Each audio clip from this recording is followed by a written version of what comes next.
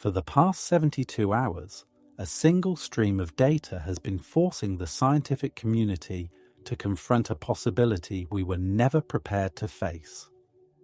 An object we believed we understood, an object we classified, examined, and confidently placed within the boundaries of known physics, has begun violating every model we built to explain it. And now, as new measurements continue to arrive, one conclusion is becoming impossible to ignore. We are dealing with something that is not behaving as a natural body and may never have been one at all. The signals we detected, the materials we cannot identify, the patterns that refuse to fit into any natural formation, none of this should exist. Not in our solar system, not anywhere in the observable universe governed by the laws we claim to understand. And yet it is here, approaching, active, consistent, intentional.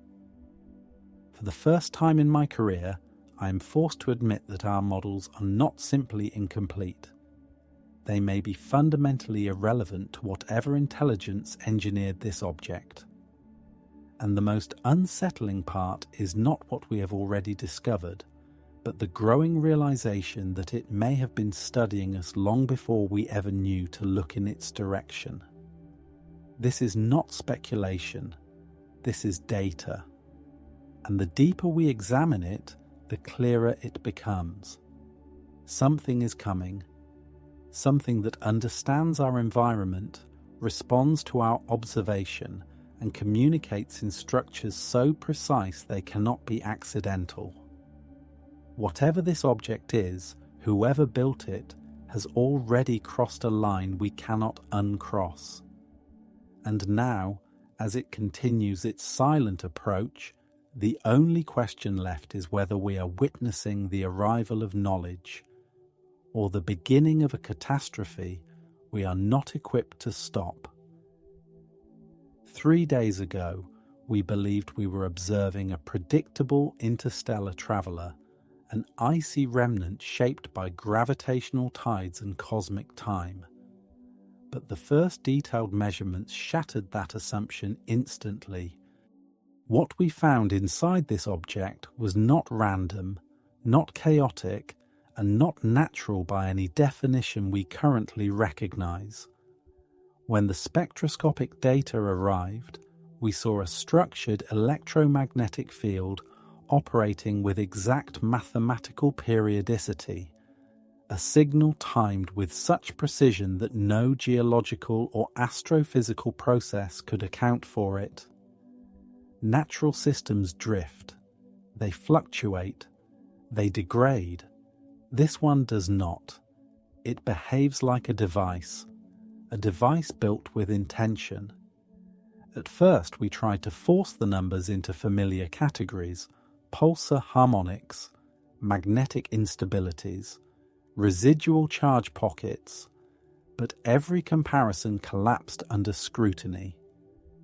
The field was coherent, stable, and aligned perfectly with the object's rotation. Even more alarming was its energy output, sustained power on the order of megawatts, maintained continuously across unimaginable distances, without any visible energy source or fuel system that conforms to our understanding of physics. If this is natural, then nature has discovered technologies we have not. But the deeper shock came when we analysed the material composition of the outer shell. The absorption lines did not match any known element, compound, or exotic material ever synthesized or observed in space. Some patterns suggested metallic glasses, others hinted at engineered semiconductors, but none fit. This was not matter shaped by accident. It was matter arranged into regions, panels, sections, each separated by geometric boundaries far too clean to arise spontaneously. And then the imaging revealed the apertures, perfectly circular openings hundreds of meters across, arranged with such precise symmetry that the probability of natural formation becomes effectively zero. These are not impact craters. They are ports, vents, interfaces. Whatever term you choose, the meaning is the same. They were built. For a brief moment, we tried to maintain the idea of neutrality. An artifact is not necessarily a threat. A structure is not necessarily a weapon. But then the object changed its behavior. Without warning, the electromagnetic signature it had emitted for months shifted into a new mode short mid discrete transmissions spaced at exact 89-second intervals.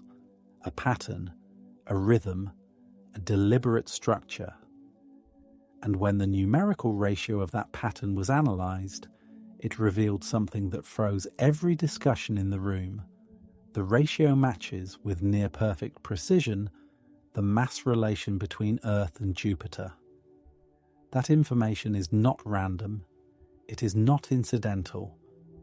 It is a statement of knowledge, an acknowledgement of our solar system's architecture, a signal that says, "We understand where you are." This is the moment when the interpretation changed. This object is not simply passing through our system, it is interacting with it. The timing of the signal shift coincided exactly with the moment our strongest instruments were directed toward it. It recognized observation. It reacted to it. And that is perhaps the most disturbing discovery of all. Not the power, not the materials, not the structure, but the awareness. Because awareness means one thing. The object is not inert. It is not dormant. It is not simply travelling. It is choosing.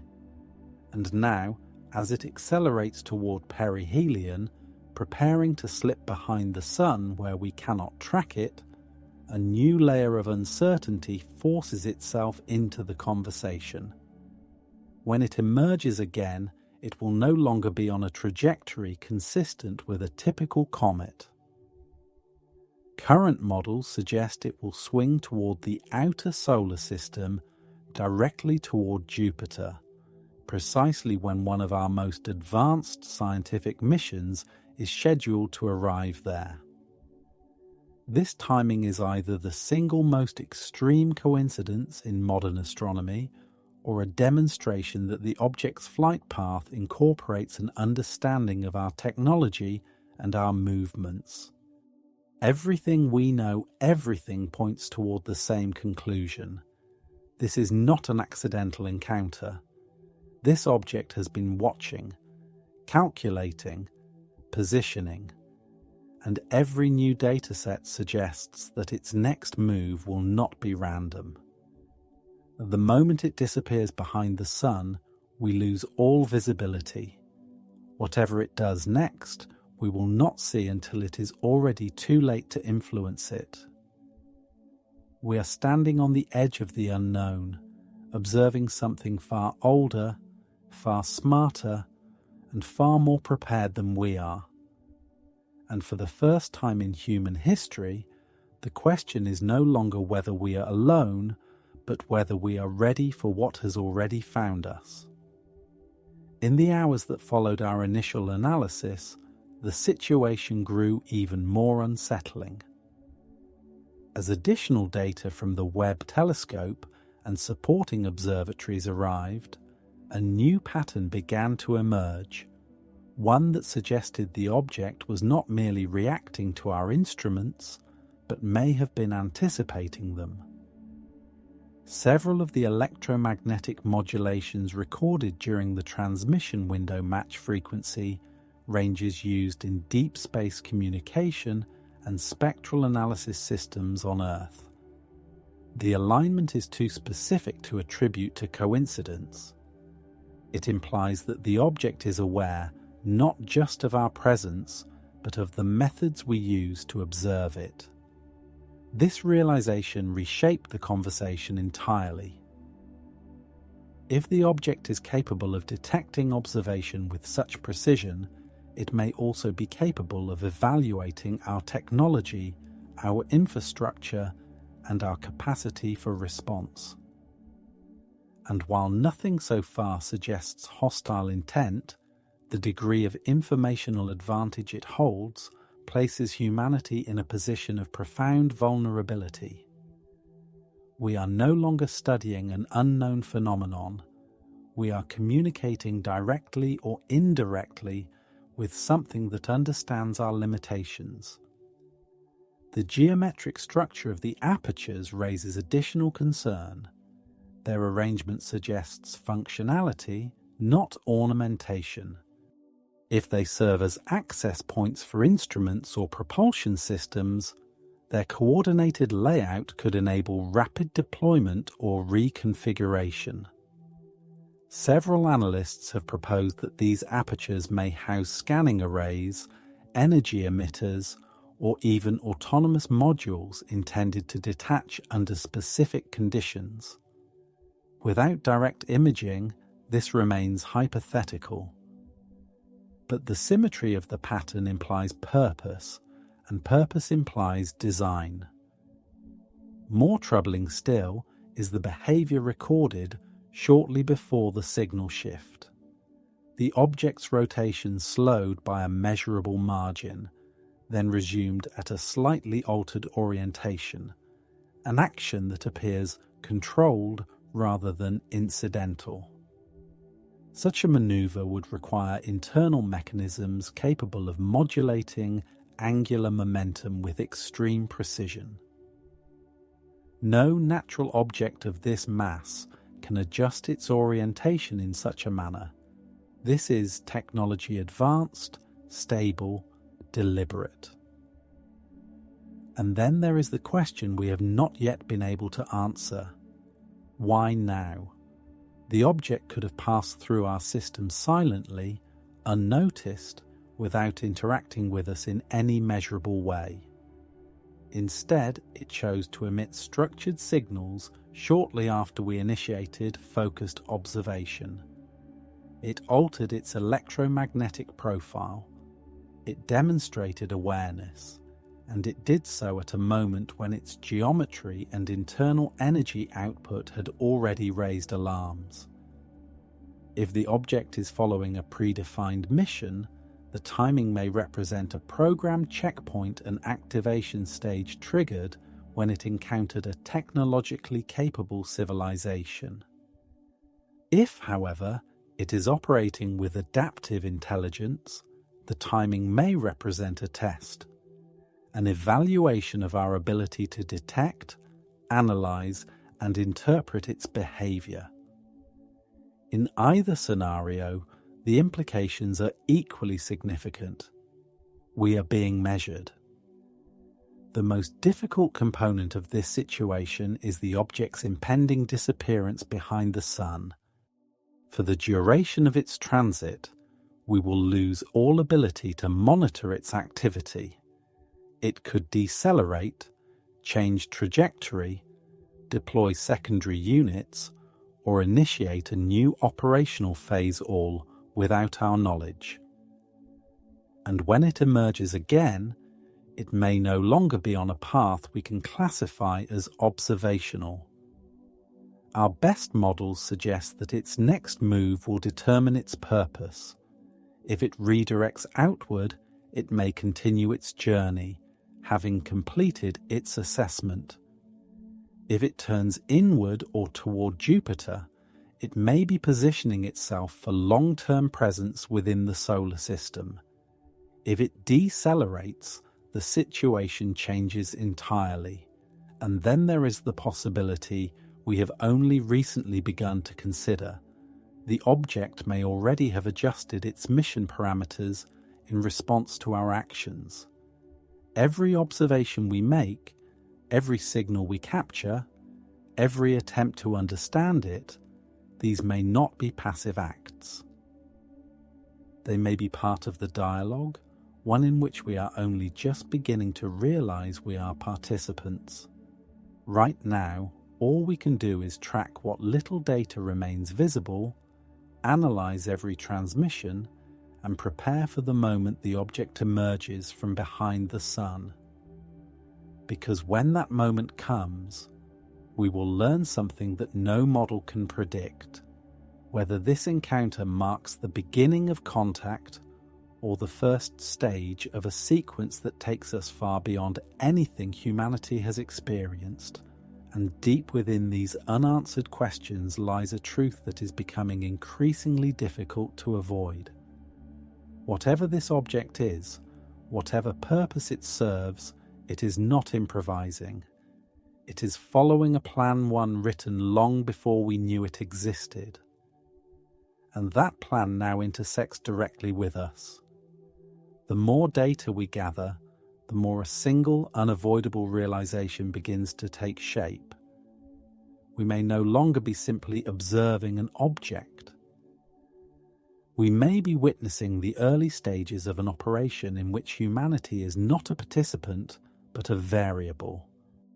And that understanding carries a different kind of fear. One grounded not in imagination, but in the cold logic of the evidence itself. The object's behavior over the past 72 hours has revealed a disturbing consistency. Every change it has made, every adjustment in signal, every modulation in rotation, every alteration in surface temperature follows a pattern too deliberate to be random. There is no hesitation, no wasted motion, no experimental drift. It behaves like a system executing a sequence that has been rehearsed thousands of times before. A sequence designed to unfold in stages, and we are only now beginning to recognize the earliest steps. When we compared the most recent frequency patterns to historic solar emissions, cosmic background noise, and atmospheric distortions, a troubling detail emerged. The new signals emitted by the object fall exactly within the narrow bands least likely to be disrupted by Earth's magnetic field. That means two things. The object understands the electromagnetic characteristics of our planet, and it has specifically chosen frequencies that guarantee clean penetration into our atmosphere. This is not communication optimized for interstellar travel. It is communication optimized for Earth. This raises the question that no one wants to address directly. How long has it been studying us? We assumed the encounter began when we detected it, but the precision of its actions suggests the opposite. The object behaves as if it already knows our location, our orbital path, our spectrum of atmospheric absorption, and even the limitations of our telescopes and satellites. This is not the behavior of a visitor stumbling upon an unfamiliar world. It is the behavior of something approaching a target it has evaluated in advance. Our attempts to model worst-case outcomes have become increasingly difficult because the object is not behaving like a passive structure. It is adapting. When we increased the strength of our observational beams, the object altered its electromagnetic output. When we mapped its surface composition, the reflection pattern changed. When we attempted synchronized multi-array scans, its rotational signature shifted just enough to obscure internal readings. These are not coincidences. These are responses. And if it is responding to us now, when we have done nothing but observe it from a distance, then we must consider how it might respond to actions we have not yet taken. Actions triggered by fear, misunderstanding, or desperation. The most alarming scenario, however, is not immediate conflict. It is the possibility that the object is executing a long-term strategic assessment, a test, not of our weapons, but of our behavior, our cohesion, our capacity for restraint. Because every leak, every conflicting interpretation, every government that chooses secrecy over cooperation becomes part of the data. It collects data that may determine how it chooses to interact with us next. There is another layer of fear that is difficult to articulate because it does not come from what the object has done, but from what it has not done. It has shown no signs of communication in any recognizable linguistic pattern. It has issued no warning, no greeting, no projection of intent. Instead, it communicates through ratios, modulations, and structural behaviors that force us to interpret its meaning without certainty. This ambiguity is strategic. It compels us to reveal our own assumptions, our own fears, our own limits. And yet the clearest evidence of all is the simplest. It is accelerating, slowly but measurably. The acceleration is not directed outward, away from the sun, as a natural comet would behave after perihelion. It is directed inward, along a vector that intersects with our orbital path. That acceleration is small enough to remain invisible to the public, yet large enough that no scientist working on the models can ignore it. This is not course drift, it is intentional motion. We are forced to confront a scenario that no institution has prepared for, a scenario in which a technologically superior system is approaching not as a visitor, not as a probe, but as an active participant in a sequence we cannot decipher. A sequence that places Earth not at the periphery of its attention, but at the center. And the fear that settles over every discussion now is not the fear of attack. It is the fear of insignificance, the fear of being outmatched not in weapons or power, but in understanding. We do not know the rules of this encounter. We do not know its timeline. We do not know the criteria it is using to evaluate us. But we do know one fact with absolute certainty. The object is no longer observing from a distance. It is closing in. And whatever happens next will not be a coincidence. It will be the next step in a plan we were never meant to write. As new measurements continued to accumulate, a shift occurred that none of us could ignore. Small at first, almost insignificant, but unmistakable. The object's motion relative to Earth began to stabilize. Not drift, not error, but stabilization and adjustment pattern consistent with a vehicle preparing for controlled maneuvering. Whatever this object is, it is no longer simply approaching. It is aligning. Our instruments detected a narrowing of the trajectory window, a reduction in random variance that natural bodies cannot achieve. Every model, regardless of input assumptions, leads to the same conclusion. The object is deliberately refining its course toward a precise observational corridor that passes directly through Earth's orbital path. This refinement is occurring too early to be accidental and far too efficiently to be unintentional. This is the behavior of a system preparing for an operational phase. The fear this generates is subtle but profound. Not fear of attack not yet, but fear of intention.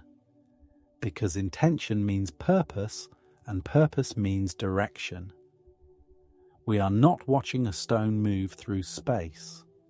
We are watching a decision unfold. The next sign came not from the object, but from the data around it. Infrared mapping revealed a thin halo of fluctuating temperature gradients extending several kilometers from the surface. At first, the anomaly seemed like a sensor error, but repeated scans confirmed the structure. A thermal field shaped not by sunlight or internal heating, but by an active process controlling the flow of energy through the object's exterior. This is thermal regulation on a scale far beyond any known material science. It suggests preparation, a transition from passive transit to high-load operation. And then there was the emission drop, a sudden controlled decrease in the object's background electromagnetic output lasting exactly 6 seconds, followed by immediate recovery. Such precision is impossible in natural systems. The drop was not random, it was a cutoff, as if a subsystem was temporarily disabled, tested, or reinitialized. When the signal returned, its harmonic signature was subtly altered, shifted by a fraction of a percent too small for the public to notice, too exact for scientists to overlook. The object is recalibrating. This forced analysts to revisit an uncomfortable hypothesis. The object may be preparing to deploy something. Whether instrumentation, drones, probes, or structures, we do not know. But natural objects do not reactivate in timed intervals. Machines do. Meanwhile, global tracking networks began to reveal another disturbing trend. The object has started manipulating its rotational axis in a way that suggests orientation toward Earth. This is not simply pointing or scanning. The axis shift is consistent with preparing a fixed structure or aperture for alignment. We still do not know whether the circular openings observed on its surface serve a propulsion, scanning, or emission function, but they are now rotating toward our position. This is the moment when the fear stops being theoretical, because if the object is aligning itself with Earth, then whatever those apertures are designed to do, they are being directed at us. As governments reviewed this data, cracks began forming in the global response structure. Some leaders argued that the object is preparing for communication and that any sign of aggression from Earth could be misinterpreted. Others warned that the alignment of unknown systems towards the planet poses an unacceptable risk and that defensive preparations must begin immediately. Few realized that another problem was forming, a far more dangerous one.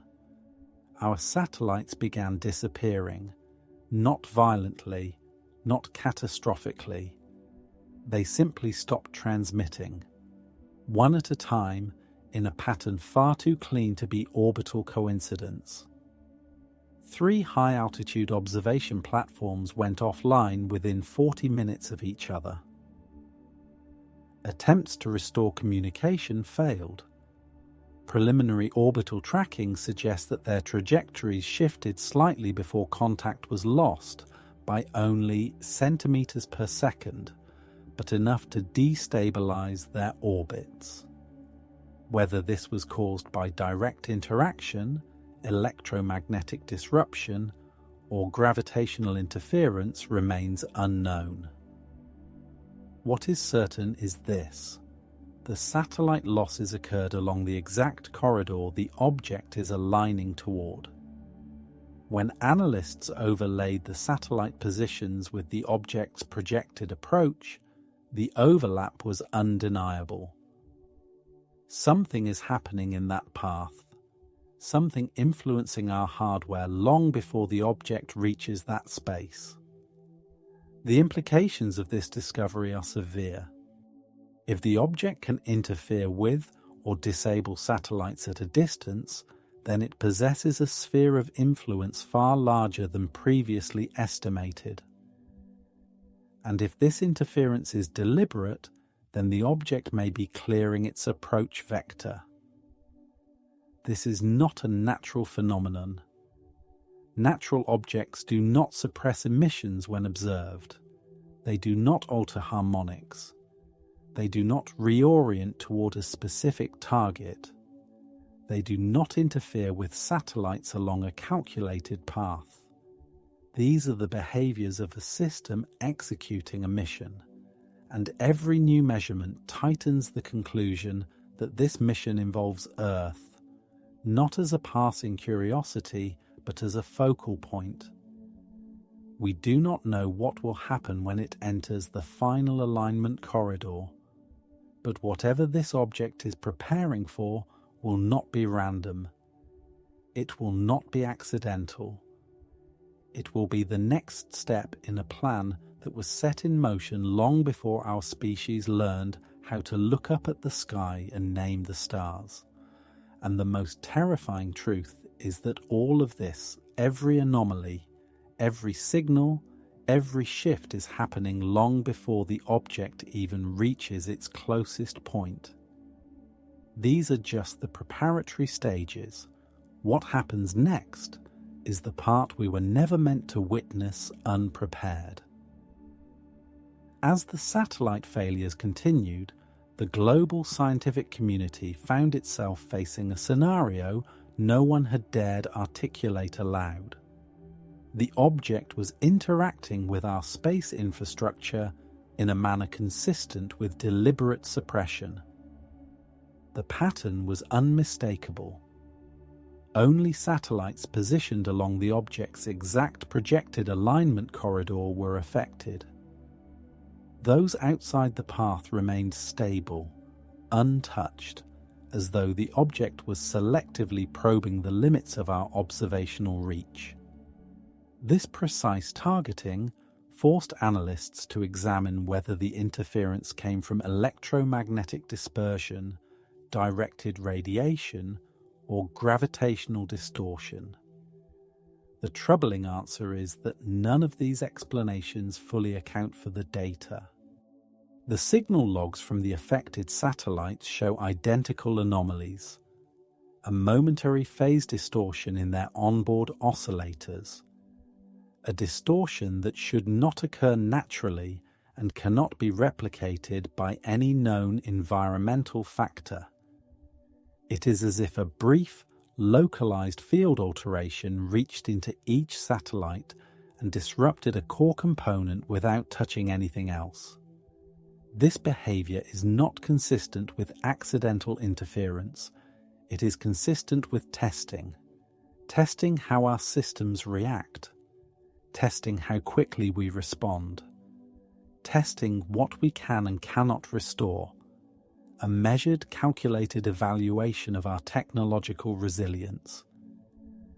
And then the first truly alarming correlation emerged.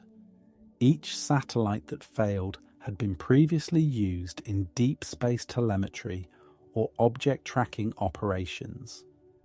The object is not targeting random instruments. It is removing or disabling the systems most capable of observing it with high precision. The implications of this are immediate and severe. If the object is systematically degrading our ability to watch it, then it has reached a stage where passive observation is no longer tolerated. The global scientific community reacted with a level of urgency unseen in decades. New protocols were established to duplicate every observational system through redundant networks.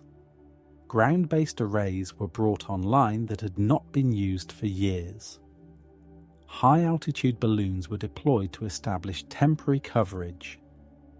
Private satellite operators received confidential requests to adjust orbital positions. But even with these measures, the gap in our monitoring grid continues to grow. The object is not yet within striking distance, yet it is already controlling how much of itself we are allowed to see. This alone would be cause for profound concern. But the next discovery shifted the situation from concerning to catastrophic. Shortly after the fourth satellite failure, we detected a faint repeating pattern in the object's electromagnetic signature 1 that had not been present before. At first glance, it resembled background noise, but once the data was filtered, a clear structure became visible. The pattern was composed of two frequencies, alternating in a rhythm long known to computational physics, a binary weighting sequence used in initialization cycles for autonomous systems. This is the same type of signal that appears when a machine transitions from passive standby to active mode. Let me be clear. This does not prove that the object is preparing for deployment or engagement, but it does prove that internal systems are cycling, activating, verifying, synchronizing. And the timing of this activation cycle aligns precisely with the moment the object's rotation stabilized and the apertures aligned toward Earth. The fear this generates is unlike anything we have felt so far, because it is the first indication that the object is not only aware of our presence, not only capable of responding to our observation, but is now preparing itself internally for whatever operation comes next. And once again, the object's timing appears impossibly deliberate. Just as the activation sequence began, Earth experienced a brief but global fluctuation in magnetospheric density, so slight that it did not affect power grids or communication networks, but significant enough to register across multiple monitoring stations. The fluctuation was synchronized with the object's signal cycle, down to the millisecond. It was not radiation. It was not solar activity. It was an interaction and exchange between the object's output and Earth's magnetic field. In other words, for the first time the object touched our planet in a measurable way. This realization triggered a cascade of new concerns. If the object can modulate fields at a distance, if it can selectively influence satellites, if it can alter its own systems with this level of precision, then the scale of its technological capability is far beyond what humanity can counter or even comprehend. And if its internal systems are now waking up, then whatever it has been waiting to do may be about to begin. The psychological impact of this knowledge is already affecting scientific teams. Analysts who once debated natural explanations now speak only in terms of engineering. Physicists who once argued for caution now argue for preparation. Even the most skeptical researchers have stopped asking whether the object is artificial. They ask instead, why has it waited until now? The simplest answer is also the most terrifying, because now it is close enough. Close enough for precise scanning, close enough to initiate long-range synchronization, close enough to evaluate our infrastructure, our behavior, our technological signatures, close enough to begin the next phase of its mission. And the most chilling part is not what we have seen so far, but what we have not. The object has revealed only the minimum amount of capability required to achieve its objectives. It has limited our observation with elegance, not aggression. It has touched our systems without breaking them. It has scanned our magnetosphere without damaging it. It is using the least amount of force necessary, as though avoiding escalation. This is not the behavior of something struggling to understand us. This is the behavior of something that already does. and as it continues closing the distance, we must accept the possibility that the real purpose of this encounter is not observation, not demonstration, and not communication. It may be preparation. Preparation for an event that none of our models can yet describe and that we may not be able to stop. In the last 24 hours, a sequence of developments has forced us to confront a reality we had hoped to avoid for as long as possible. The object's behavior is no longer consistent with preparation alone. It is beginning to influence its surroundings in ways that extend beyond observation, beyond calibration, and beyond passive alignment. We are now entering a stage where its proximity is altering the environment of space itself, and the consequences of that influence are becoming increasingly difficult to contain or rationalize.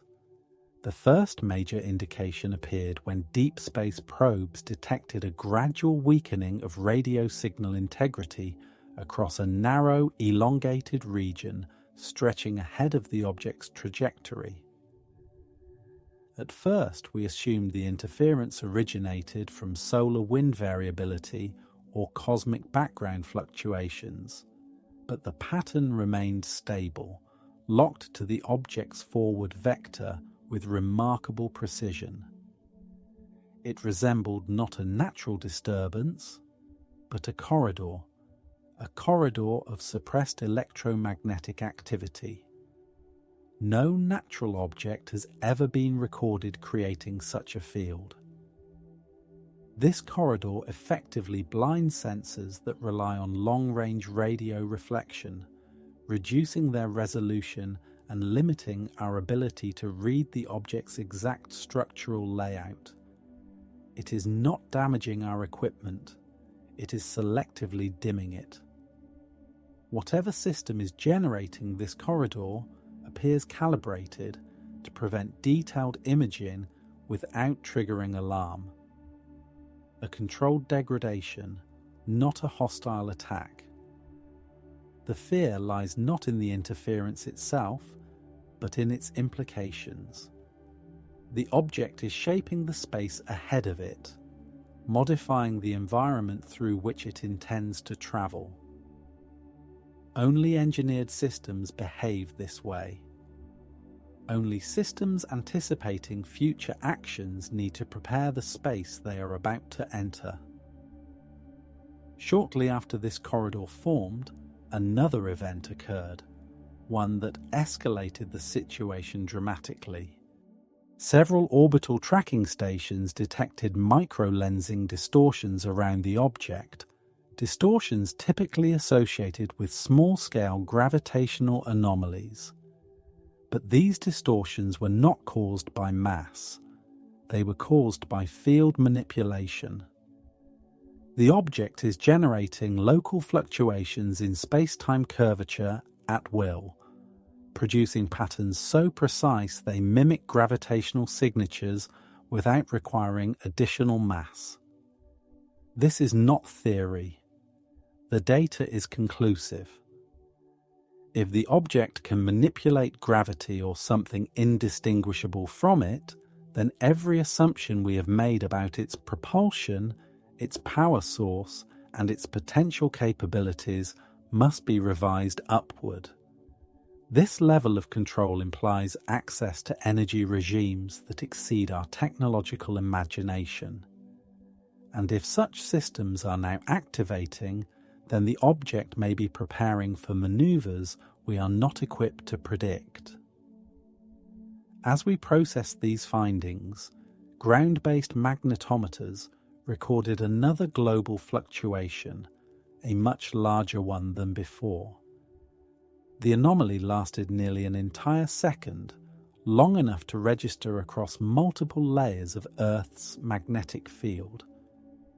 Once again, it synchronized exactly with a shift in the object's emission pattern.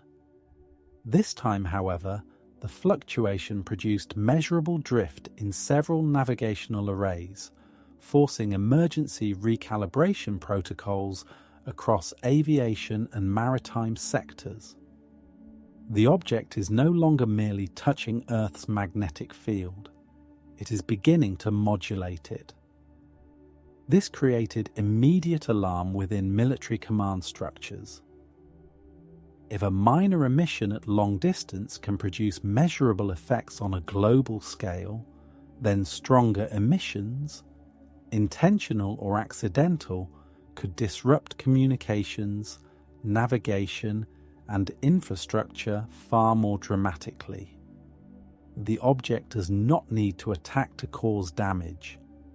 Its mere presence has reached a point where its routine operations can destabilize systems we rely on for global coordination. And as all of this unfolded, a new discovery emerged, one that changed the tone of every briefing instantly. For the first time, we detected a shift in the object's internal heat distribution that corresponds to dynamic activity. Not a system check, not a calibration pulse. This was a sustained directional energy buildup deep within its structure.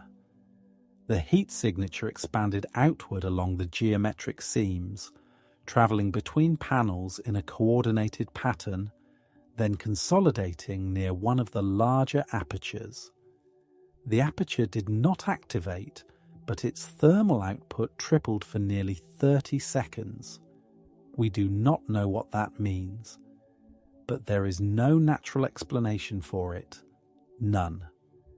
And yet, perhaps the most unsettling sign of all came from a source no one expected.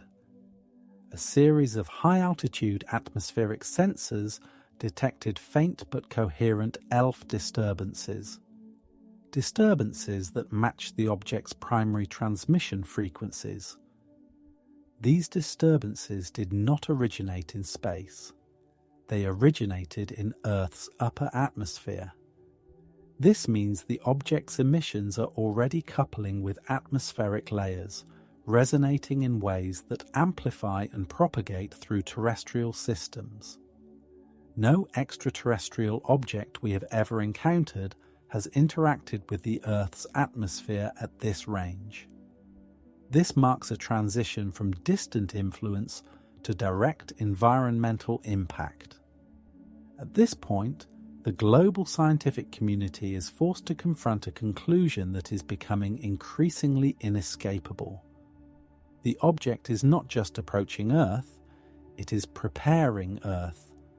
Preparing it for what we do not know.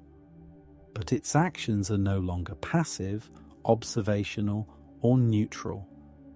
Every behavior, every modulation, every field distortion contributes to a pattern that suggests the object is shaping conditions for a forthcoming event. And if that event requires the activation of systems we have only begun to detect, then the true capabilities of this construct may extend far beyond anything we are capable of imagining. The fear now is not based on speculation. It is based on what the data refuses to hide. We are witnessing the onset of a sequence that has not been designed with our understanding in mind, a sequence that may not require our participation. And as the object draws closer, the realization grows clearer. We are no longer observing this object. It is preparing for something that involves us, whether we are ready or not. In the last several hours, a development unfolded that forces us to reconsider the scale and intention of everything we have observed so far. For the first time, the object is no longer merely influencing the space around it.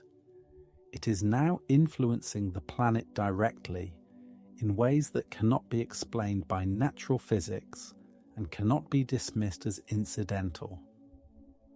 What we are witnessing is controlled interaction, an external intelligence reaching into our environment with deliberate precision. The first indication came from the ionosphere, where researchers recorded a sudden formation of a narrow vertical channel of reduced electron density. The anomaly lasted only a few seconds but extended across several layers of the atmosphere, aligning perfectly with the object's projected alignment vector. This channel was not caused by solar activity, atmospheric heating, or geomagnetic storms. It followed no natural pattern we have ever observed. The alignment was too perfect, too clean, too intentional.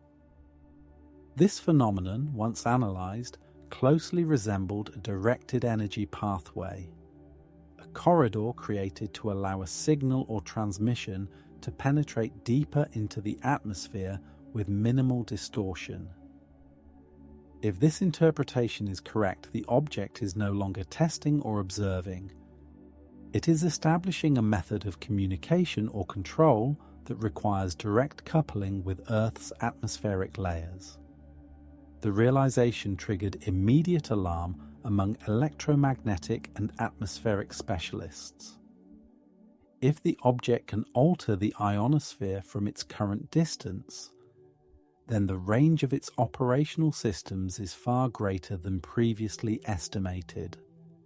And if it can prepare channels for signal penetration, then the next step may involve communication forms or emissions far stronger than anything we have encountered so far. In other words, what we have seen may only be the calibration phase. Shortly after this atmospheric disturbance, the second event occurred, one that transformed fear into something far more concrete. For the first time, a high-orbit defense satellite detected a brief but unmistakable pulse of coherent energy directed toward Earth. This pulse was not designed to damage. Its amplitude was tightly controlled, but it interacted with the satellite's shielding, producing a measurable excitation across its sensor array. Within seconds, 2 additional satellites registered similar readings. All 3 were positioned along the alignment corridor. This was the first direct energy projection from the object toward our planet, not a signal, not background radiation, a controlled beam. The fact that the beam's intensity was low does not reassure us. It proves something we were not prepared to accept. The object is able to direct energy with surgical precision, applying only the force necessary to achieve its objective while avoiding collateral disruption. No human-designed system possesses this level of controlled output, and this level of control implies mastery not testing. As global agencies reviewed this data, 2 more satellites vanished from the network. Their disappearance was not catastrophic. There were no explosions, no debris fields. Instead, their telemetry simply ceased, and when orbital tracking was performed, both objects were found drifting off course with increasing deviation. It appears that a targeted pulse disrupted their stabilizers, rendering their systems unable to maintain controlled orbit. This raises a chilling possibility. The object may be clearing a path not for travel, but for a mission establishing a corridor free of interference, free of observation, free of obstacles. A corridor through which the next phase of its operation will unfold, and then the gravimetric anomaly arrived. Multiple observatories recorded a synchronized microdistortion in local space-time, lasting only 0.2 seconds, but measurable across 4 separate facilities. Such distortions do not occur from solar activity or natural gravitational interactions at this scale. The pattern of the distortion aligns with theoretical predictions for controlled gravitational manipulation, something far beyond our technological grasp. This was not an accident. It was a deliberate shaping of space. If the object is generating localized gravitational fields, then its capabilities extend into realms of physics we have barely begun to understand. And if such systems are now activating, then whatever purpose they serve is likely imminent. But the final discovery is what changed everything. When analysts combined all recent data, the atmospheric channel, the energy pulses, the satellite losses, the gravimetric distortion, a single pattern emerged, a pattern that indicates synchronization. The object is synchronizing multiple subsystems at once: electromagnetic, gravitational, thermal, and rotational. This is not random, not exploratory, not observational. This is preparation for a multi-stage operation, and the most terrifying element of this sequence is the timing. The object will reach the alignment point with Earth's orbital plane in less than 48 hours. At that moment, every system it has activated, every field it has shaped, every corridor it has prepared will intersect with Earth's magnetosphere, ionosphere, and communication infrastructure simultaneously. If this synchronization represents a scan, the scan will be the most comprehensive ever conducted on our planet. If it represents deployment, then deployment will begin at a global scale. If it represents communication, then the first message will arrive not as a signal, but as a physical event. And if it represents something else, something we have not modeled or cannot comprehend, then humanity will be facing a situation for which no scientific discipline, no military doctrine, and no global institution is prepared. We are past the point of speculation, past the point of passive observation, past the point of assuming this object is neutral. Whatever it is preparing to do, it intends to do it soon. And when it does, the world will change in a way that cannot be reversed. The transition from distant influence to direct intrusion happened quietly, almost too quietly for the world to notice. To the general public, nothing appeared unusual. No lights in the sky, no strange weather, no global blackouts. But to the scientific teams monitoring every shift in the object's behavior, the moment was unmistakable. It was the point at which the object stopped preparing and began interacting. The first sign came from an unexpected source, a cluster of weather satellites positioned far above the equatorial region. Their instruments are not designed for deep space detection, yet each one registered a sudden, simultaneous disturbance, an artificial surge of ionization not originating from the sun, the atmosphere, or the satellites themselves. The spike was narrow, localized, and shaped like a descending cone of charged particles, and its geometry matched the alignment corridor that the object has been establishing for days. For the first time, energy from the object physically entered Earth's near-space environment. This intrusion was not destructive, but it was intentional. The energy cone penetrated the upper layers of the atmosphere with surgical precision, bypassing cloud formations, electromagnetic noise, and natural ionospheric turbulence. It created a column of unnaturally stable plasma, a structure no weather process can produce. The plasma maintained coherence for nearly 30 seconds before dispersing.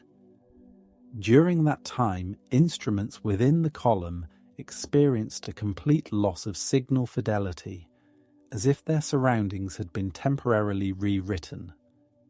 The implications were immediate. The object had projected something into Earth's space, something that altered physical properties without causing damage, something that behaved like a probe, or a sensor, or a mapping beam. And the frightening part was not what it did, but what it didn't do. It did not contact the surface. It did not release heat. It did not scatter. It held its shape, as though controlled in real time. This is not how natural plasma behaves. This is how engineered systems behave. Systems designed to extract information from an environment without announcing themselves. Minutes later, the second event occurred. A series of communication relays located on 3 different continents registered a simultaneous harmonic distortion identical in profile. The distortion was subtle, lasting only fractions of a second. But when the recordings were synchronized, the pattern became undeniable. The object wasn't just emitting energy anymore, it was listening. The harmonics mirrored our own communication traffic, folding the signals back into a compressed spectrum that the object could interpret with minimal delay. It had begun sampling our networks, mapping our communication infrastructure, and analyzing our global data pathways. Not breaking in, not disrupting, just understanding. And understanding, in this context, is far more dangerous than interference.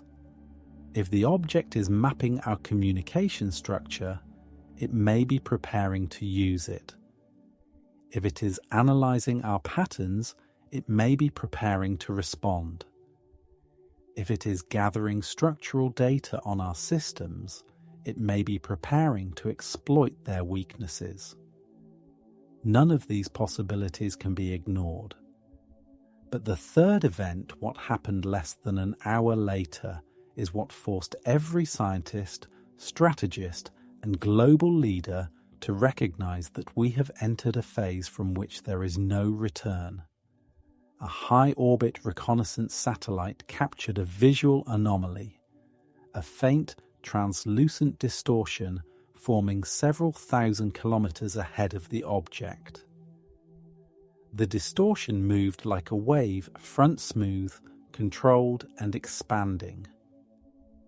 When the footage was stabilized, a structure became visible inside the distortion. Not a physical structure in the conventional sense, but a spatial configuration, an organized pattern of refracted starlight that indicated the presence of something massive yet invisible to conventional sensors. This was not debris. This was not gas. This was not a sensor glitch. This was deployment. The object had begun releasing something, possibly drones, probes, or field generators within a concealed distortion envelope. The envelope masked their thermal signatures, electromagnetic emissions, and visual reflectivity. Only the bending of background starlight revealed them, like invisible shapes casting invisible shadows. Within minutes, the distortion expanded further, forming a curved shell several kilometers wide. The shell moved in perfect synchrony with the object, maintaining orientation toward Earth. This was no longer preparation. This was positioning. And as analysts across the globe examined the footage, a single devastating question emerged, spoken quietly but present in every briefing. If this is only the first stage of deployment, what comes next? Because the object is still distant. Its systems are still warming, its fields are still synchronizing, its corridor is still forming, and yet it has already entered our orbital environment. already mapped our communication structure, already manipulated our ionosphere, already released systems we cannot detect directly. This is no longer an unknown object passing through the solar system. This is an entity expanding its operational footprint in the space around our planet. Humanity has never faced an event like this. Not in mythology, not in history, not in science, and the hardest truth of all the one no model can soften is this. Whatever is unfolding now is not the threat. This is only the prelude. Until now, every action taken by the object, every pulse, every field distortion, every anomalous signature carried a veil of ambiguity. It could be interpreted as calibration, as preparation, as scanning. Nothing it did was explicitly directed at humanity. Nothing could be definitively classified as communication. That ambiguity ended today. At 04:17 UTC, the object emitted its first unmasked transmission toward Earth. Not a subtle modulation, not a filtered harmonic, not a pulse hidden in cosmic noise. A direct, coherent, high-amplitude signal aimed precisely at the planet's night side, striking a region where radio interference is naturally minimal and atmospheric absorption is lowest. The timing, the vector, and the intensity leave no room for misinterpretation. The object is speaking. The signal lasted exactly 12.4 seconds, long enough to register on every deep space array, every radio telescope, and every long-range monitoring station across the globe. And the structure of the signal defies any natural explanation. At first glance, it resembles noise-dense, chaotic, overwhelming. But once isolated and analysed, a pattern emerges. The signal carries nested layers of mathematical sequences, each encoded within the amplitude of the last. Prime numbers, Fibonacci progressions, binary matrices, fractal envelopes. None of this belongs in a natural emission. None of it can occur without design. But the true source of fear was not the structure of the signal. It was the effect.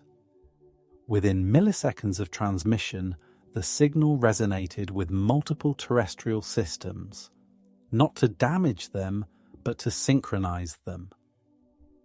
Communication towers, satellite uplinks, meteorological radars, even civilian HF receivers all experienced identical micro-oscillations at the signal's base frequency. The object did not merely transmit a message, it forced our technology to acknowledge it. The signal passed cleanly through the atmosphere, unaffected by scattering or ionospheric turbulence. It behaved as if the atmosphere had been tuned for it, prepared, adjusted, optimized. And this aligns with the atmospheric corridor created hours earlier. A corridor we now understand was not an experiment, it was a pathway. The object prepared a channel through our atmosphere so that this transmission could reach the surface intact. When we reconstructed the raw waveform, analysts noticed something even more disturbing. The signal contains a faint echo of its own structure, reflected back from Earth's magnetic field. This means the object intentionally selected a frequency that would interact with the magnetosphere, bounce, and return to space, allowing it to read the planet's magnetic topology with extraordinary precision. This is not communication alone. This is mapping. Detailed planet-scale mapping. And then came the part we still struggle to accept. Embedded deep within the fractal envelope of the signal is a secondary pattern 1 that is not mathematical, it is spatial. A three-dimensional model encoded as a series of phase rotations. The model contains no symbols, no language, no recognizable shapes, but its structure is unmistakable. It is a representation of Earth's magnetic field, not static, not historical, real time. The object is mirroring the state of our magnetosphere back to us, not as a demonstration, not as a gesture, but as confirmation. Confirmation that it can see us with total clarity. Confirmation that it understands our environment better than we do. Confirmation that whatever comes next will not be hindered by uncertainty. When the signal ended, something happened that no one predicted. A cluster of decommissioned satellites, old, silent, long since abandoned, suddenly powered on for the first time in years. Their inactive transmitters emitted faint bursts, each carrying fragments of the object's signal. These satellites had no power reserves, no operational systems, no functional autonomy. And yet, they responded. This cannot happen naturally. This cannot happen accidentally. This cannot happen without intervention. The object used them, reactivated them, repurposed them, if only for a moment to extend the reach of its signal across Earth's orbital environment. The scientific implications are staggering, but the strategic implications are far worse. The object has demonstrated the ability to manipulate dormant technology, awaken inactive systems, and distribute signals through infrastructure we no longer control. It does not need access. It does not need cooperation. It only needs proximity. That is the moment when every team, every researcher, every analyst reached the same conclusion simultaneously. The object has stopped observing. It has stopped preparing. It has stopped calibrating. It is now engaging whatever sequence is unfolding, whatever operation is beginning. It includes us. And this first signal, this carefully shaped, deliberately targeted transmission, is nothing more than the opening move. In the hours following the first deliberate transmission, the object's behavior entered a new phase 1 that left even the most seasoned researchers struggling to maintain composure as the patterns unfolded. While the world remained unaware, while cities carried on with their routines and the night sky looked unchanged to the naked eye, a transformation began around the object that could not be mistaken for calibration or passive emission. What our instruments recorded was the first undeniable indication that the object was activating internal systems designed for coordinated operation, systems that had until now remained dormant, hidden behind layers of controlled emissions and gravitational masking. The change was not sudden, but steady, methodical, as if each component of this structure had been waiting for a precise set of environmental and positional conditions before initiating its next step. And when those conditions finally aligned, the object began altering the space around itself in a way no natural body is capable of. Thermal imaging was the first to reveal the shift. For weeks, the object maintained a stable, almost unnaturally even distribution of temperature across its exterior, regardless of solar exposure. But now, the surface began to exhibit patterns large, sweeping bands of heat moving outward from a central axis and distributing themselves across geometric seams like energy flowing through the ribs of a colossal machine. These thermal currents travelled with such precision that the probability of natural variation was effectively zero. At the same time, spectral analysis recorded a change in composition along these heated bands. A new frequency appeared, sharp, metallic, resonant, suggesting that internal components were beginning to reposition or unfold behind the visible surface. What we were seeing was not random internal movement, it was mechanical preparation.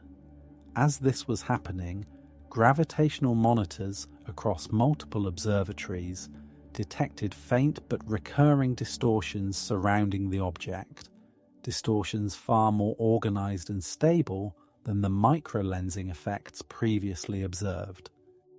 The new distortions behaved like pulses, rhythmic, expanding and contracting at intervals too consistent to attribute to chance.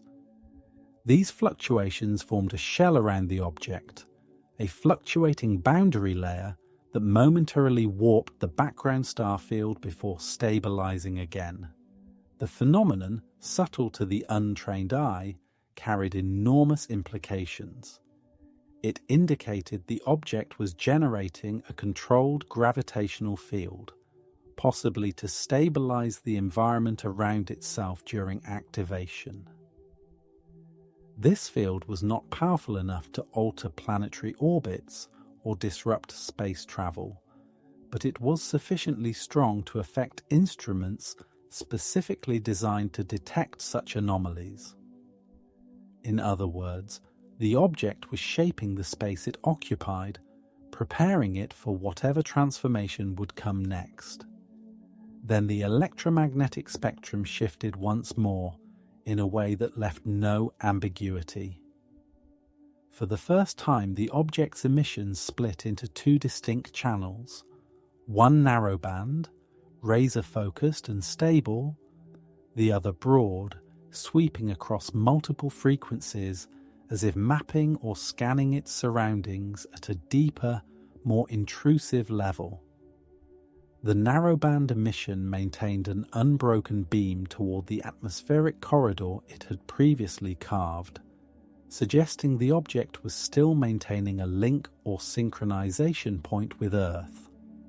The broad emission, however, expanded outward like a rotating spotlight, passing across regions of space with detectable pulses that left temporary distortions in ionization levels as far as several thousand kilometers away. This dual-channel emission pattern resembled the behavior of complex sensor arrays preparing to interface with multiple environments simultaneously. And that, more than anything, confirmed that we were no longer dealing with an isolated signal or a one-time pulse. We were witnessing the activation of a system designed to operate in multiple vectors at once toward Earth, around itself, and into the surrounding space. As the emissions grew more complex, the distortion envelope deployed earlier began to stabilize into a more defined shape. The translucent curvature observed by reconnaissance satellites solidified into a coherent structure, maintaining a constant distance from the object and rotating in perfect synchronization with its movements. Analysts propose that this envelope might function as a containment shell or an energy distribution field, possibly designed to protect the object during transformation or to maintain environmental stability around deployed subsystems. Its transparency, combined with its influence on starlight, suggested that it was not a physical structure, but a controlled distortion of space-time itself, an engineered bubble with properties beyond any known material or field. And when this envelope expanded to nearly twice its previous diameter, it revealed a hint of internal architecture, faint fleeting outlines of shapes that seemed to move within it, each one following a path too precise to be incidental. This was the moment when multiple teams across different observatories reached the same conclusion independently. The object was no longer a single entity. It was becoming a composite system. Something inside the envelope was activating multiple components, perhaps smaller craft or instruments, each moving with deliberate, coordinated purpose. They were not leaving the envelope yet, but their motion indicated preparation, alignment, and cohesion. Whatever the next stage was, it would not be the action of a single structure, but the coordinated activity of a system composed of multiple units. The most disturbing element, however, came from a discovery made almost by accident. A minor fluctuation in one of the object's broad emissions created an echo when it struck a distant satellite, an echo that returned with a frequency profile slightly modified, as though the emission had been captured, analyzed, and resent by something hidden within the envelope. This means the object's deployed structures are not passive components. They are already operational, already processing environmental data, and possibly already interacting with the emissions from their origin point. This kind of internal communication network, real-time, multi-node, multi-layer, is characteristic not of a vessel, but of a coordinated system architecture built for adaptive response. And it is here that the true horror begins to take shape. The realization that everything we have seen so far, the signals, the gravitational distortions, the atmospheric corridor, the satellite interference, may not be the main objective. They may only be the scaffolding, the groundwork, the initialization phase of a much larger sequence. A sequence that is already unfolding around us, piece by piece, in a process we do not understand, cannot predict, and are not prepared to interrupt. Because now the object is no longer simply approaching Earth. It is constructing something, a system, a mechanism, a framework designed to operate in our orbital environment. And whatever purpose this system serves, it is only moments away from revealing itself.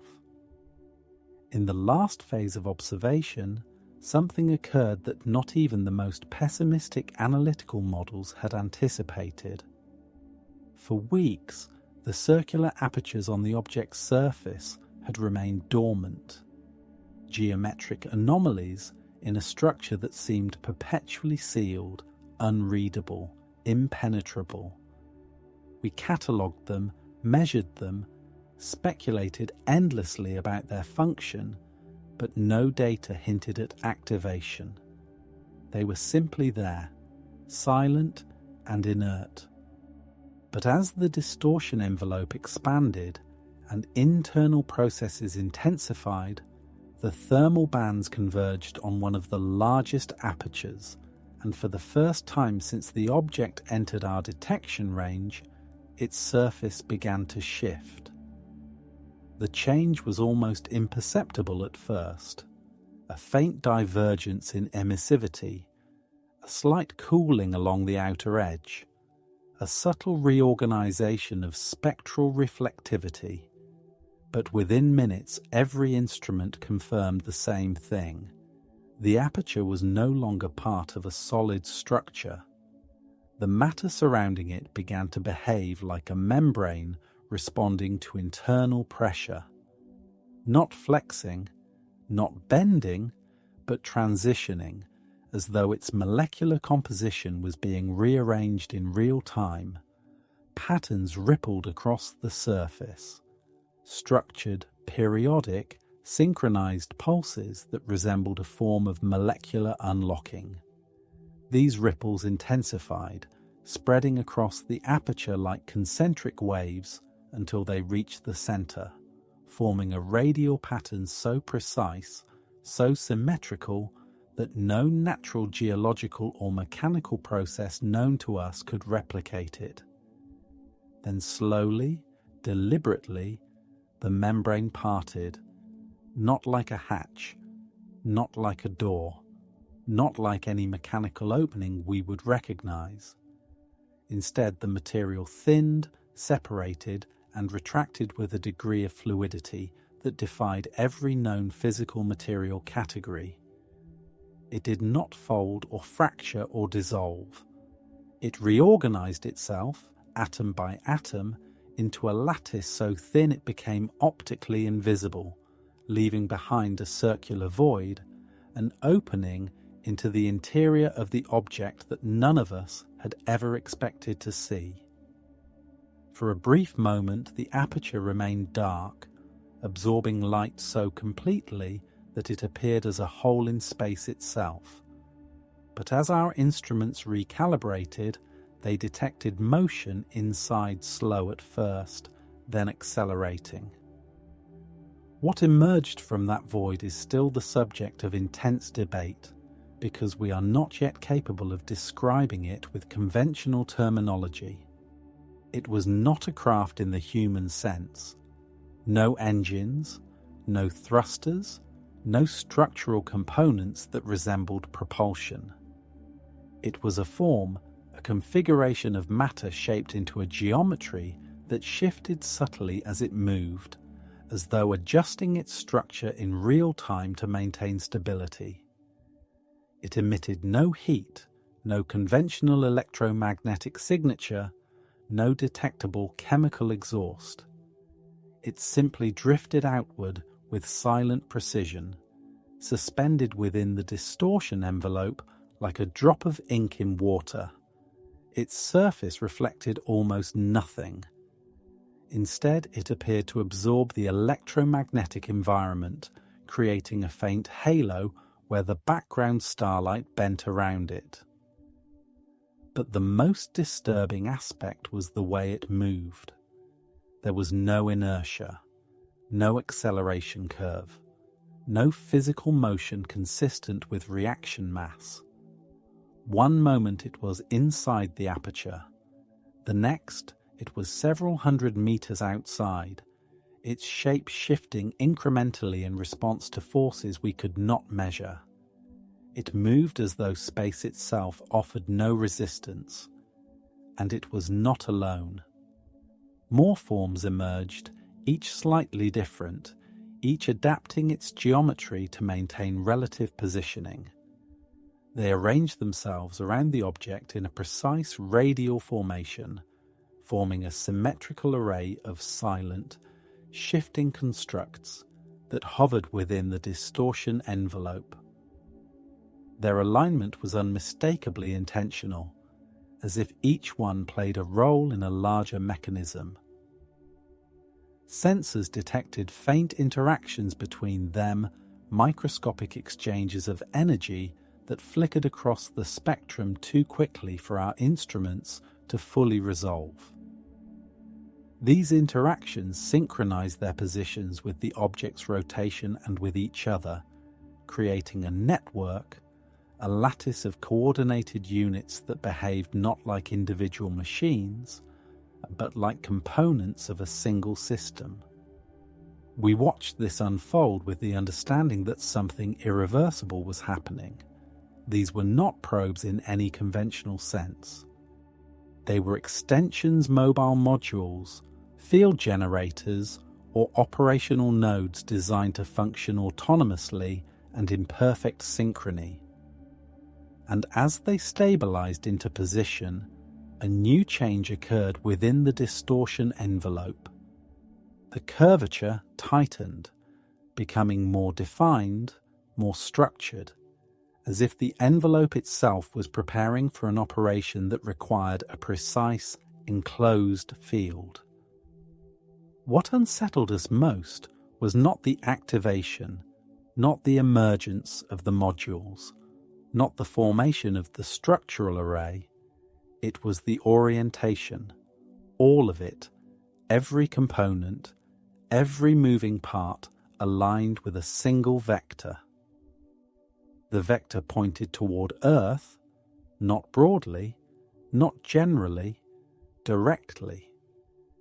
This was the moment when the final illusion of ambiguity collapsed. We could no longer pretend that the object was simply scanning us, observing us, or passing through. The coordinated emergence of these modules, the activation of the aperture, and the stabilization of the envelope all point toward a unified purpose, a purpose directed at our planet. And as the modules completed their alignment, something else happened, something subtle but devastating in its implications. For the first time, our instruments recorded a shift in the object's internal mass distribution. The shift was small but unmistakable. The object was preparing to generate force. What kind of force, we do not know. What scale, what range, what function, we cannot answer. But mass redistribution is not scanning. It is not communication. It is not calibration. It is preparation for a mechanical act. And whatever act this is, it is directed toward Earth. This is no longer observation, no longer preparation, no longer positioning. This is the beginning of activation, and there is no model, no framework, no precedent that can tell us what comes next. What happened next cannot be dismissed as coincidence, atmospheric noise, or instrumentation error.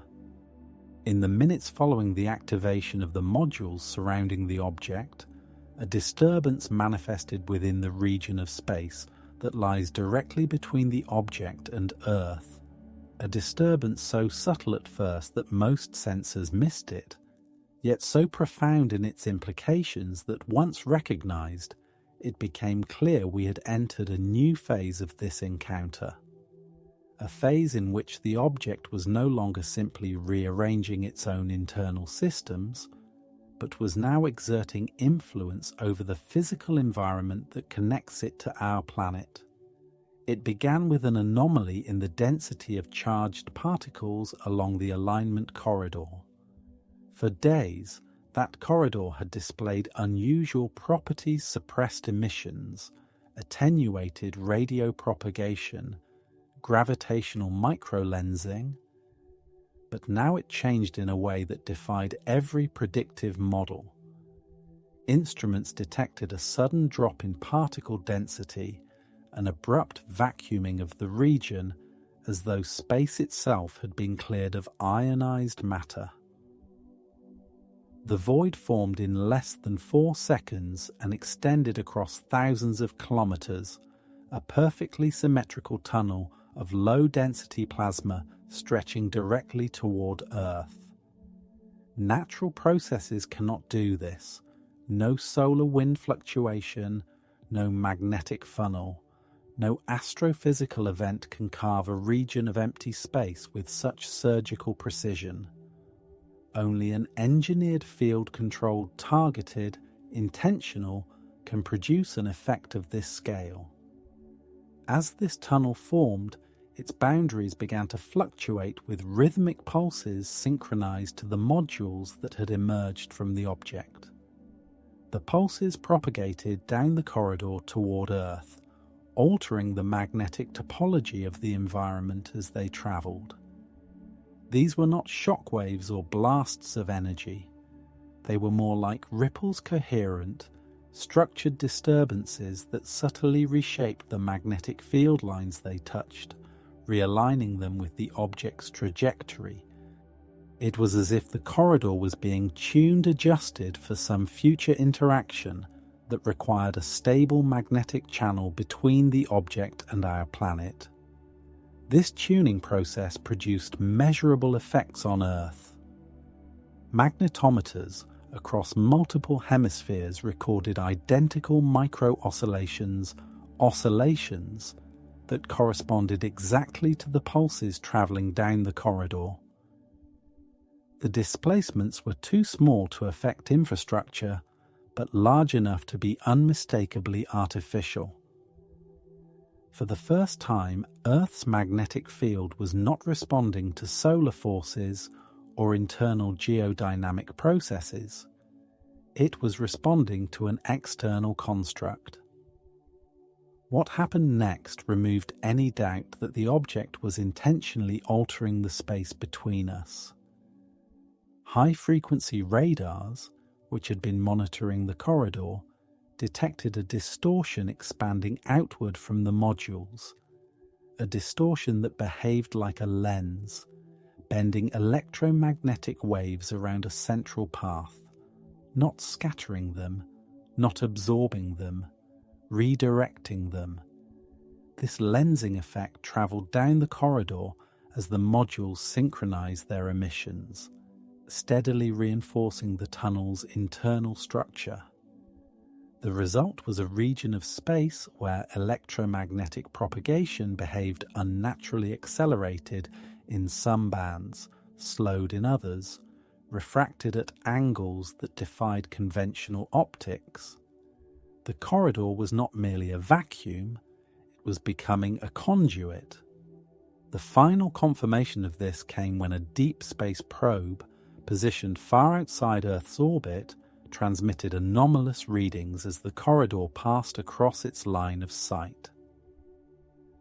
The probe recorded a transient collapse in local space-time curvature, a measurable drop in gravitational potential lasting less than half a second. This collapse did not originate from the object itself, but from the corridor. In other words, the object had created a gravitational anomaly in the space between it and Earth, an engineered feature of its activation sequence. Gravity cannot be manipulated in this manner by any known natural process. It requires technology, precision, and unimaginable energy control. And the gravitational collapse aligned perfectly with the pulses emitted by the modules. This was coordinated action. Within minutes, analysts began to understand the implications.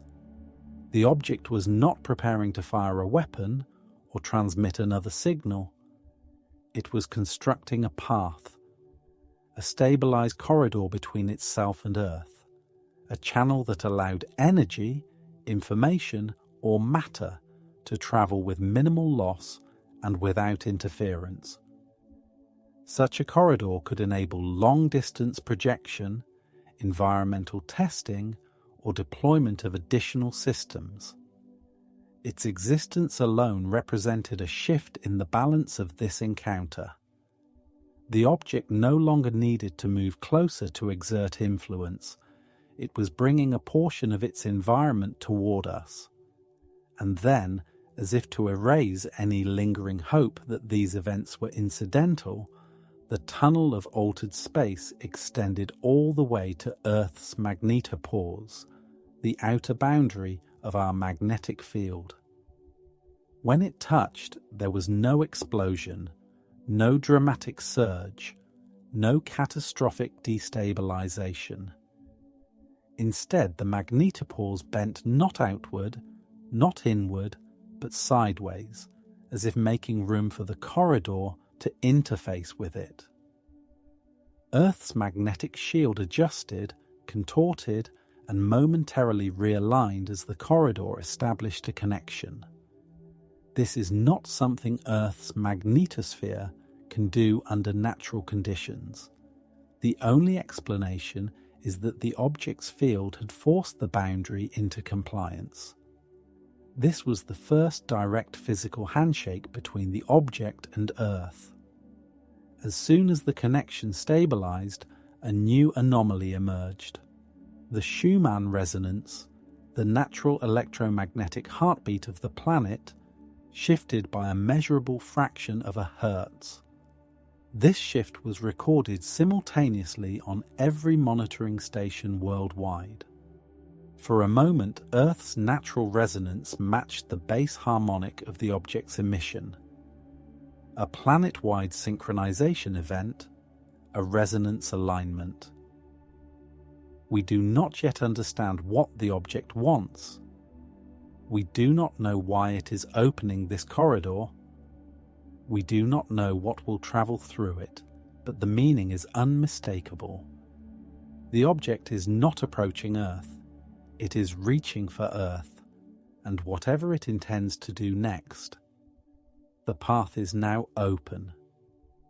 The moment the corridor stabilized and locked onto Earth's magnetosphere, an eerie stillness settled across every monitoring station. Instruments that had been flickering chaotically for hours suddenly leveled into a calm, unnatural plateau of readings, as if whatever forces had been disturbing them were now in perfect equilibrium. It was as though the object had finished tuning the environment, had completed every necessary adjustment, and was now ready to initiate the next phase. And when it came, it was not a beam of energy, not a projectile, not a burst of radiation. It was something far quieter, far stranger, and infinitely more unsettling. The first sign was detected not in space, but in the upper atmosphere at an altitude of nearly 1,000 kilometers. Long-range ionospheric sensors recorded a faint disturbance, an acoustic-like ripple that propagated not through air but through charged particles. It behaved like sound, but sound requires a medium, pressure variation, molecular vibration. This ripple required none of that. It propagated through electromagnetic density itself, as if space had momentarily learned how to vibrate like a drumhead. The frequency was too low to be audible to the human ear, but every instrument that could capture it did. And the ripple followed the exact path of the corridor. Moments later, the disturbance intensified. A cloud of particles in the ionosphere, normally chaotic, turbulent, unpredictable, began to organize. Not naturally, not through electromagnetic coincidence. They aligned, millions of them moving in unison, synchronizing along lines and curves that no atmospheric phenomenon can produce. The ionized particles twisted into a lattice, a shimmering geometric mesh that held for only a fraction of a second before dissolving. But in that fraction of a second, our sensors captured something within the lattice, a shape. Not an object, not fully material, but a pattern cohesive, structured, and unmistakably intentional. As the lattice collapsed, more patterns formed, each one lasting slightly longer than the last, each one more defined, as though something on the other end of the corridor was learning, testing, refining, calibrating its ability to impose structure onto matter at a distance. These patterns grew increasingly complex curved segments, hexagonal arrangements, elongated filaments, none of which corresponded to atmospheric physics. We were observing controlled formation, the imprint of a presence attempting to manifest itself within our environment. Then, for the first time, the patterns stabilized long enough for full spectrum analysis, and what they revealed defied every conventional category that science relies upon. The structure that had formed was not a solid, nor a gas, nor a plasma, nor a field. It was a hybrid, a state of matter and energy intertwined in a configuration that does not exist in any known natural process. It was semi-material part information, part geometry, part substance. It was as if the object was projecting a fragment of itself through the corridor, testing the boundaries of what the environment would allow, examining the physics of our space before committing to full emergence. To the human eye, if anyone could have seen it, it would have appeared as a faint, softly glowing contour in the sky, barely visible, shimmering at the edge of perception, like heat distortion given form. But to our instruments it was undeniable. An intrusion, a probe, a manifestation that carried the signature of the object's internal systems. The frequencies it emitted were identical to those of the modules orbiting the object, and its harmonic structure matched the deep patterns from the earlier transmission. It was a part of the object, or at least a product of its machinery, testing the corridor, crossing the boundary between space and atmosphere. And then the most alarming discovery arrived. As the structure stabilized, even for those brief moments, the readings from surrounding sensors changed, not because the structure emitted energy, but because it bent the environment around it. Magnetic field lines curved toward it. Charged particles clustered around it. Local space-time curvature dipped slightly. Every metric indicated the same thing. This manifestation was not passive. It was exerting influence. What terrified researchers most was not the influence itself, but the scale. If this was only a partial projection, an experimental foothold, a test pattern, then the full extension of whatever the object intends to send through that corridor could exert effects orders of magnitude greater. And yet, despite its influence, the structure remained incompletely material. It existed at the edge of reality, as though the object was still deciding whether conditions were stable enough to complete whatever process it had initiated. Then, abruptly, the pattern collapsed, but not in the way natural phenomena collapse. It did not dissipate, it did not scatter. It retracted, folding inward along geometric pathways like a blueprint being rolled back into a single point, and that point, no bigger than a grain of dust, remained suspended in the ionosphere for nearly a second before disappearing entirely. The disappearance was not evaporation or dissipation, it was extraction. The object had pulled it back, a reversal as controlled as its deployment. This was not a failure of manifestation. It was a test, a rehearsal. And then came the final revelation. Instruments tracing the structure's frequency signature backward through the corridor detected a pulse returning to the object an encoded data packet. The manifestation had gathered information. It learned how our atmosphere reacts, how our magnetosphere bends, how our physics accepts or rejects its presence.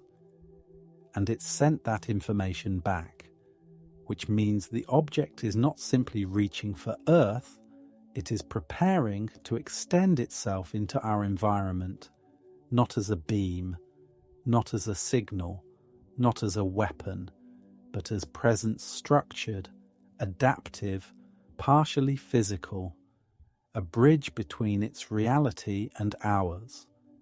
And now that it has tested the boundaries, it will not need to test them again.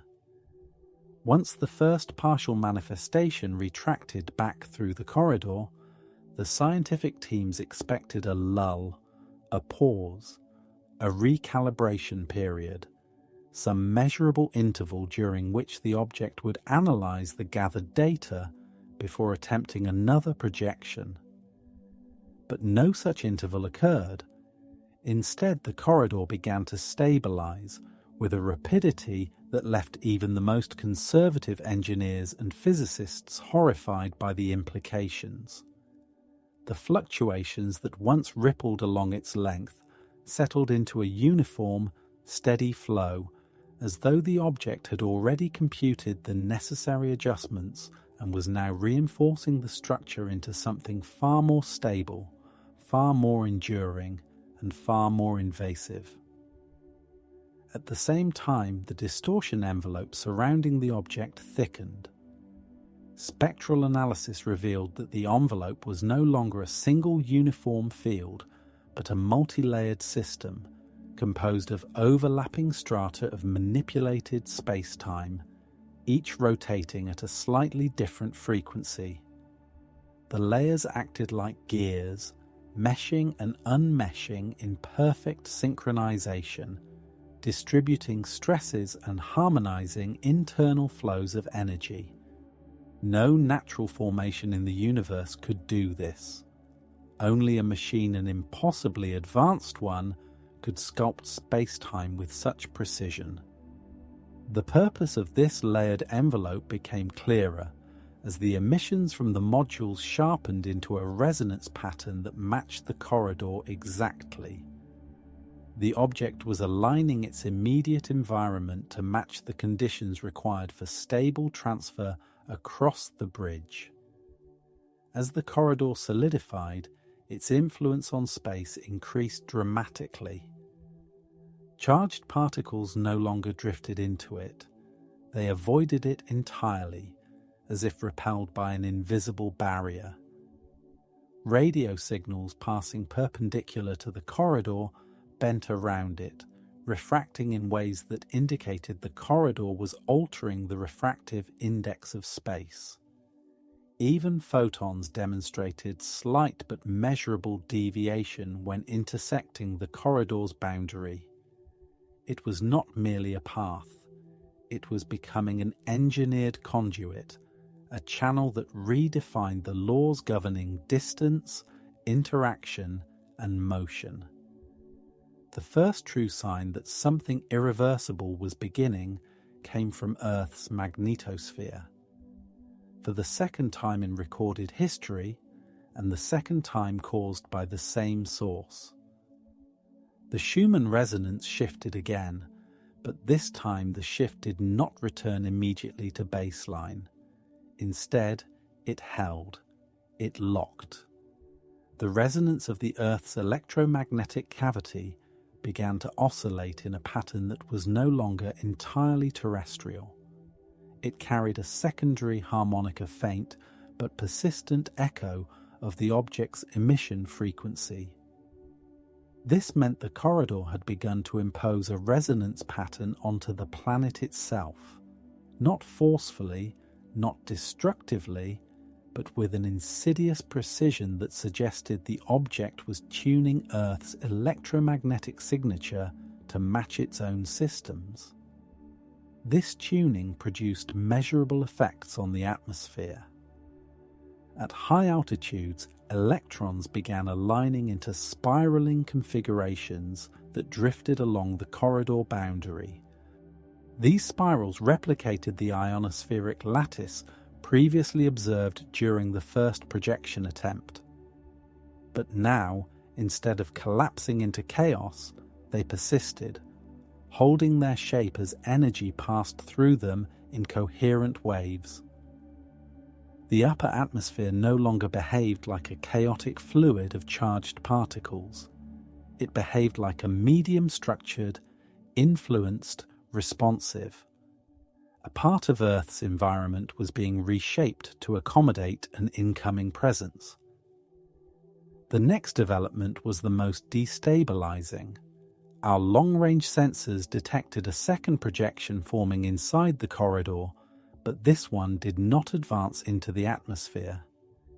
It remained suspended in deep space, halfway between Earth and the object, coalescing into a shape that was far more defined than the earlier prototype.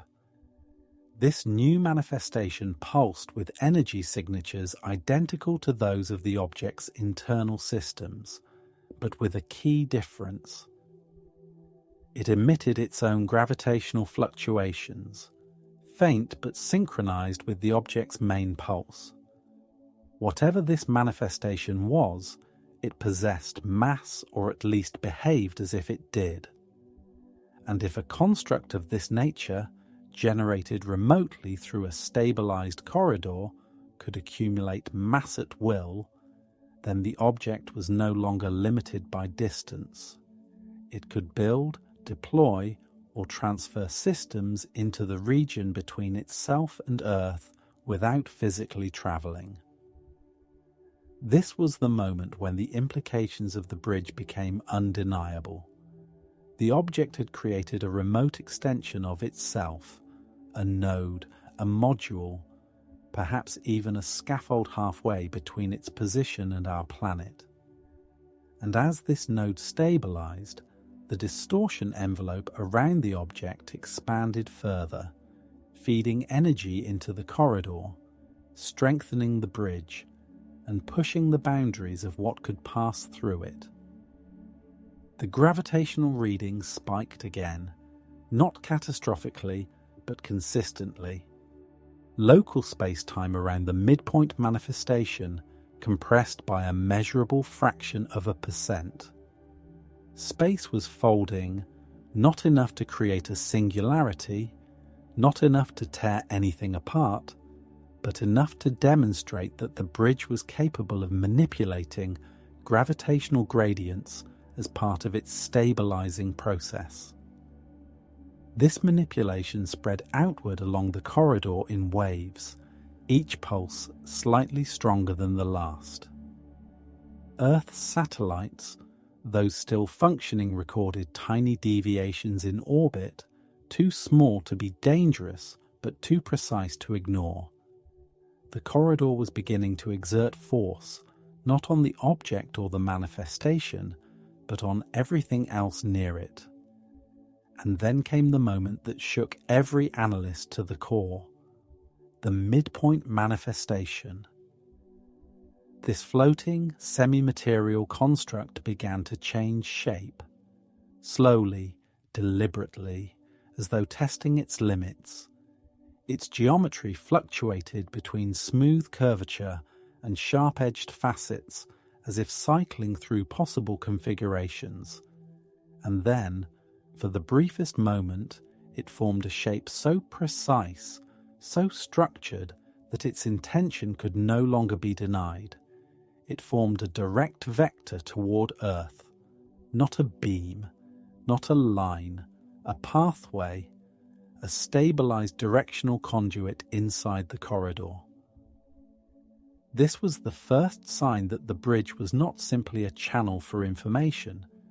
It was becoming a corridor for transfer, perhaps matter, perhaps energy, perhaps something else entirely.